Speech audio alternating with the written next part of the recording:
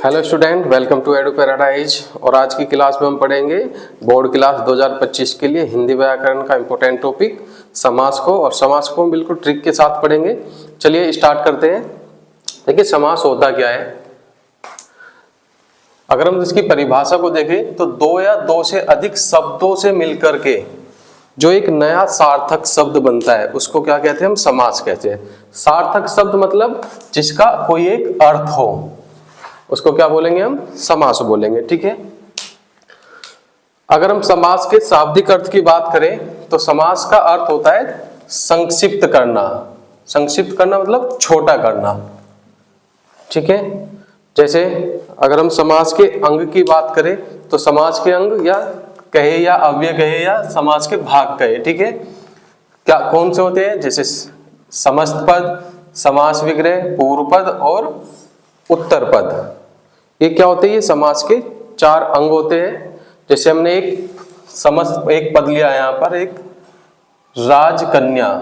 राजकन्या क्या है, ये एक समस्त पद है। ठीक है। अगर हम इसका समास विग्रह करेंगे तो क्या हो जाएगा, राजा की कन्या। और इसके अंदर जिसमें राज, ये क्या है, ये पूर्व पद है। पूर्व पद कहे या फिर पहला पद कहे, ठीक है, प्रथम पद कहे। और जो ये कन्या है ये क्या है, हमारा उत्तर पद है या फिर दूसरा पद कहेंगे हम इसको। ठीक है। अगर हम समास के प्रकार की बात करें तो प्रधानता के आधार पर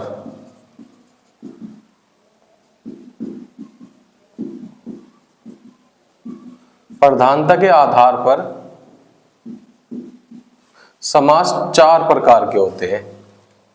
कौन सा, अव्ययी भाव समास, बहुव्रीहि समास, द्वंद्व समास और तत्पुरुष समास। अगर आपसे संख्या के आधार पर पूछे तो संख्या के आधार पर 6 प्रकार के होते हैं समास। ठीक है। तो अगर आपसे आपके क्वेश्चन में ऑप्शन में पूछा जाता है कि समास कितने प्रकार के होते हैं तो आप आंसर में क्या लगाओगे, 6 प्रकार के। अगर आपसे पूछा है कि प्रधानता के आधार पर समास कितने होते हैं तो 4 प्रकार के होते हैं। देखिए चौथा जो होता है हमारा तत्पुरुष समास, ये इसके 2 उपभेद होते हैं, एक द्विगु समास और एक क्रमधारय समास। तो इन दोनों को मिला करके 6 प्रकार के हो जाते हैं। ठीक है। देखिए सबसे पहला कौन सा है, अव्ययी भाव समास। अव्ययी भाव समास जिसका पूर्व पद कैसा होता है, प्रधान होता है। और जो पूर्व पद होगा या तो वो क्या होगा, उपसर्ग होगा या फिर अव्यय होगा। अव्यय को हम अविकारी शब्द भी कहते हैं। ठीक है। और इसके अंदर ये क्रिया विशेषण का कार्य करते हैं। ठीक है। जैसे उपसर्ग कौन से होते हैं, जैसे प्रति, अप, आ, बे। उपसर्ग का मतलब होता है जो भी कोई हमारा मूल शब्द होता है, मूल शब्द के पहले अगर हम कोई भी शब्दांश को जोड़ते हैं तो उसको क्या कहते हैं, हम उपसर्ग कहते हैं। ठीक है। अव्यय जैसे यथा, इधर, उधर, ये ऐसे शब्द हैं। ठीक है। बाकी देखेंगे दूसरा बहुव्रीहि समास। बहुव्रीहि समास क्या होते हैं, इसके दोनों पद कैसे होते हैं, अप्रधान मतलब गौण होते हैं। इन दोनों पदों का कोई महत्व नहीं होता। और जो ये दोनों पद होते हैं ये क्या करते हैं, तीसरे पद की ओर क्या करते हैं, संकेत करते हैं। ठीक है। इसका मतलब तीसरा पद कैसा होता है, प्रधान होता है इसमें बहुव्रीहि समास के अंदर। ठीक है। आगे देखेंगे द्वंद्व समास। द्वंद्व का मतलब ही क्या होता है, देखो द्वंद्व का मतलब होता है झगड़ा। जब दो के बीच में क्या होता है, झगड़ा होता है। ठीक है। तो द्वंद्व में दोनों पद कैसे होते हैं, प्रधान होते हैं। और दोनों पद कैसे हो सकते हैं, एक दूसरे के विलोम हो सकते हैं या फिर एक दूसरे के पूरक हो सकते हैं। ठीक है। फिर देखते हैं हम तत्पुरुष समास। तत्पुरुष समास क्या होता है, जिसका उत्तर पद कैसा होता है, प्रधान। उत्तर पद मतलब दूसरा पद कैसा होता है, प्रधान होता है। और समास विग्रह करने पर, इसका समास विग्रह करने पर पूर्व पद के बाद क्या आता है, कारक चिन्ह मतलब विभक्ति आती है इसके अंदर। ठीक है। उसके बाद देखेंगे हम द्विगु समास। द्विगु समास क्या होता है, इसका पूर्व पद जो होता है वो कैसा होता है, संख्यावाचक शब्द होता है। मतलब जिसके अंदर आपको गिनती वाले शब्द देखने के लिए मिलेंगे, जैसे त्रिलोचन, त्रिकाल, चौराहा, ठीक है, दशानन। उसके बाद देखिए कर्मधारय समास। कर्मधारय समास क्या होता है? जिसमें आपको उपमेय और उपमान का संबंध दिखाई देगा या फिर विशेषण या फिर विशेष्य का संबंध दिखाई देगा। सभी समास को उदाहरण के साथ समझेंगे। उदाहरण से कैसे समझेंगे हम? देखिए, हमें क्या पता है कि इसका पूर्व पद कैसे होता है? प्रधान होता है। तो यहां से देखेंगे, जैसे हमने उदाहरण लिया है कि यथा स्थान, यथा का अर्थ मतलब होता है के अनुसार, और यथा क्या है? हमारा एक अव्यय है, अविकारी शब्द है, तो इसका क्या हो जाएगा? स्थान के अनुसार। प्रतिदिन, तो प्रति क्या है? इसमें उपसर्ग है हमारा, हर एक दिन। आजीवन मतलब जीवन के अंत तक, जिसमें क्या है? आ क्या है? उपसर्ग है। निर्विवाद बिना विवाद के। ला जवाब जिसका जवाब ना हो। पेट भर के। दिनों दिन मतलब दिन के बाद दिन। या आपको इस तरीके के शब्द भी आ जाएंगे जो जिनको हम चेंज नहीं कर सकते, जैसे रातों रात, हाथों हाथ, घर घर, मतलब कि किसी एक शब्द की पुनरावृत्ति आपको देखने के लिए मिलेगी। ठीक है, तो ये उदाहरण किसके हो जाएंगे? अव्ययी भाव समास के। उसके बाद देखेंगे हम बहुव्रीहि समास। बहुव्रीहि समास हमने क्या बताया था कि जिसके दोनों पद कैसे होते हैं? अप्रधान होते हैं, और तीसरे पद की क्या होता है? प्रधान होता है। मतलब दोनों पद क्या करते हैं? तीसरे पद की ओर क्या करते हैं? संकेत करते हैं। जैसे यहाँ पे नीलकंठ, नीलकंठ में दोनों पद कैसे है? अप्रधान है, और जो ये नीलकंठ है ये क्या कर रहा है? तीसरे पद की ओर क्या कर रहा है? संकेत कर रहा है इसमें। जैसे नीलकंठ का क्या कहेंगे हम? नीला कंठ है जिनका, अर्थात कौन? शिव। लंबोदर, लंबा है उदर जिनका, अर्थात कौन? श्री गणेश। ठीक है। गिरिधर, गिरि को धारण करने वाला, अर्थात कौन? कृष्ण। निशाचर, निशा में आचरण करने वाला, कौन? राक्षस। निशा कौन? मतलब रात्रि, रात में आचरण करने वाले कौन? राक्षस। वज्र पानी, जिसके पानी, पानी क्या होता है? हाथ, जिसके पानी में क्या हो? वज्र, अर्थात कौन? इंद्र। चक्र पानी, जिसके पानी में क्या हो? चक्र, मतलब जिसके हाथ में क्या है? चक्र है, कौन है वो? कृष्ण। मतलब ये ध्यान रखना है आपको कि बहुव्रीहि समास के अंदर ज्यादातर आपको देवी देवताओं के नाम ही देखने के लिए मिलेंगे। उसके बाद हम देखेंगे तीसरा द्वंद्व समास। द्वंद्व समास क्या होते हैं? जिसके दोनों पद कैसे होते हैं? प्रधान होते हैं, या तो एक दूसरे के क्या होंगे? वे विलोम होंगे, या फिर एक दूसरे के पूरक होते हैं। ठीक है, जैसे हमें पहला उदाहरण देखेंगे। यहाँ से उदाहरण में क्या लिखा है कि माता पिता। देखिए, माता पिता को अगर हम लिंग के आधार पर देखेंगे तो दोनों क्या है? एक दूसरे के विलोम शब्द हैं। लेकिन अगर हम आवश्यकता के अनुसार देखेंगे, जैसे एक बच्चे के लिए माँ और पिता दोनों ही आवश्यक है, तो ये दोनों एक दूसरे के क्या हो जाएंगे? पूरक हो जाएंगे। लिंग के आधार पर दोनों एक दूसरे के विलोम है, और आवश्यकता के आधार पर दोनों एक दूसरे के पूरक है। जैसे राम कृष्ण, राम और कृष्ण। भाई बहन, भाई और बहन। आग पानी, आग और पानी, कैसे? दोनों एक दूसरे के विलोम है। जन्म मरण, जन्म और मरण। लाभ हानि, लाभ और हानि, कैसे? सभी एक दूसरे के क्या है? ये विलोम शब्द है। ठीक है, देखिए कभी कभी ऐसा होता है कि ट्रिक से क्या बताया जाता है कि द्वंद्व समास में क्या होता है? दोनों पदों के बीच में क्या आता है? योजक चिन्ह आता है। देखिए, सभी में योजक चिन्ह नहीं लगता। जैसे एक उदाहरण देखें यहाँ पर, देवासुर। देवासुर का अगर हम क्या समास विग्रह करेंगे तो देव और असुर। देव मतलब देवता, और असुर कौन होते हैं? राक्षस होते हैं। ठीक है, तो देखो इसमें कोई योजक चिन्ह नहीं आया है। ठीक है, उसके बाद देखेंगे धर्मा धर्म, धर्म और अधर्म दोनों कैसे? एक दूसरे के विलोम शब्द है। अन्न जल, अन्न और जल दोनों विलोम है।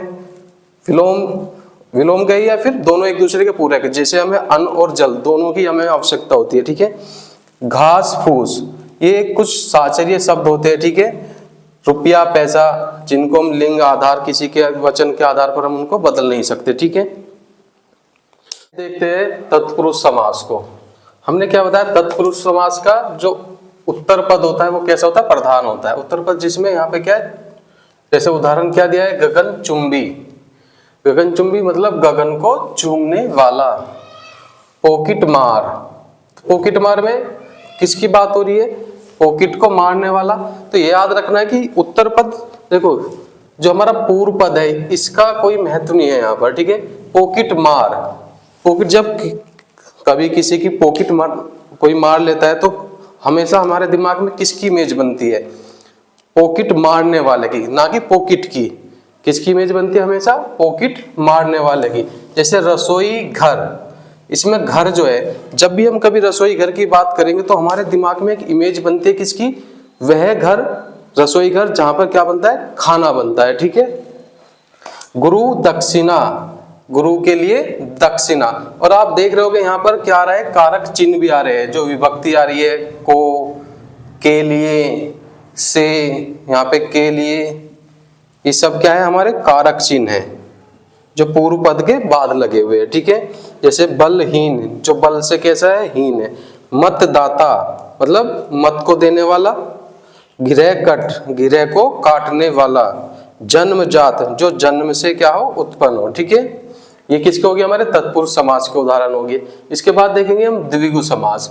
हमने क्या बताया कि द्विगु समास किसको कहेंगे हम? जिसमें हम पूर्व पद हमारा कैसा होगा? संख्यावाची होगा, जिसमें हमको गिनती वाले शब्द देखने के लिए मिलेंगे। जैसे यहाँ पे दिया उदाहरण पंचवटी। पंच मतलब पांच, वट वट वट मतलब होता है वृक्ष, 5 वटों वाला स्थान। ठीक है। उसके बाद नवग्रह मतलब 9 ग्रहों का समाहार। त्रिकाल, 3 कालों वाला या 3 कालों का समाहार। एकांकी मतलब 1 अंक का नाटक। नवरत्न, जिसमें क्या है? 9 रत्नों का समाहार। सप्तद्वीप मतलब 7 द्वीपों का समूह हो जाएगा। तिरंगा, जिसमें कितने रंग होंगे? 3 रंग हो गए, 3 रंगों का समूह। ठीक है। अब इसमें हमें क्या दिखाई दे रहा था? पूर्व पद में हमें क्या दिखाए थे? सभी संख्यावाचक शब्द दिखाई दे रहे हैं। ठीक है। तो इसको हम क्या बोलेंगे? द्विगु समास। उसके बाद देखेंगे हम लास्ट हमारा कर्मधारय समास। हमने क्या बताया था कि कर्मधारय समास के अंदर हमें या तो उपमेय या फिर उपमान या फिर विशेषण और विशेष्य का संबंध देखने के लिए मिलेगा। जिसमें देखिए हमने पहला उदाहरण क्या है? लाल टोपी। ठीक है। देखिए लाल टोपी, लाल टोपी में देखिए टोपी क्या है? ये क्या है? विशेष्य।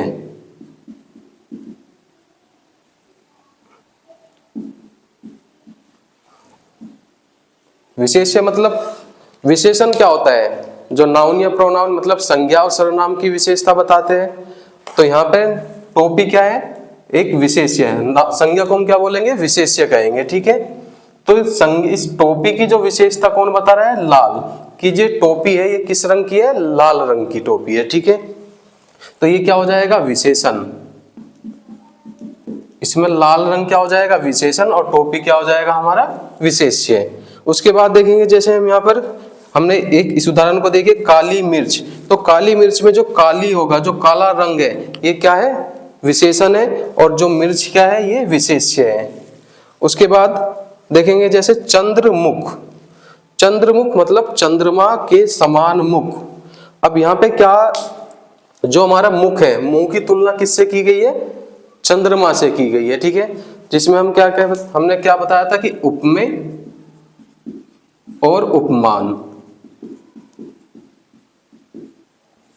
उपमेय क्या होता है? जिसकी तुलना की जाए, और उपमान मतलब जिससे तुलना की जाए। उपमेय कौन होता है? जिसकी तुलना हम कर रहे हैं, और उपमान जिससे तुलना की जा रही है। ठीक है। जैसे यहां पर इसमें चंद्र के समान मुख, तो मुख क्या हो जाएगा हमारा? इसमें उपमेय हो जाएगा, और मुख की तुलना किससे की जा रही है? चंद्रमा से। ठीक है ना? चंद्र से। तो चंद्र क्या हो जाएगा? हमारा उपमान हो जाएगा इसमें। ठीक है। चरण कमल, चरण रूपी कमल। तो कमल क्या है हमारा? इसमें उपमेय। चरण क्या है? उपमेय, और कमल क्या है? यहाँ पर हमारा उपमान हो जाएगा। ठीक है। महान कवि मतलब कवि, वह कवि जो कौन है? महान है। ठीक है। नवग्रह, नया है जो घर। अब आपको देखिए 2 जगह नवग्रह आया है यहाँ पर। इसमें भी हमारा क्या आया है? नवग्रह, और यहाँ पे भी क्या है हमारा? नवग्रह। देखिए दोनों ग्रह में अंतर है। यहाँ पे नवग्रह का मतलब क्या है? इस ग्रह का मतलब, और ये वाला ग्रह, ये ग्रह हम घर की बात होती है, और ये ग्रह जो हमारे नक्षत्र वाले होते हैं, 9 हमारे जो ग्रह की बात हो रही है यहाँ पर, ठीक है। तो ये नक्षत्र वाला ग्रह है और ये हमारा घर वाला ग्रह है, ठीक है। आई होप कि आपको अच्छे से समझ आया होगा, ठीक है। इस वीडियो में हमने कंप्लीट समास को ट्रिक के माध्यम से देखा है।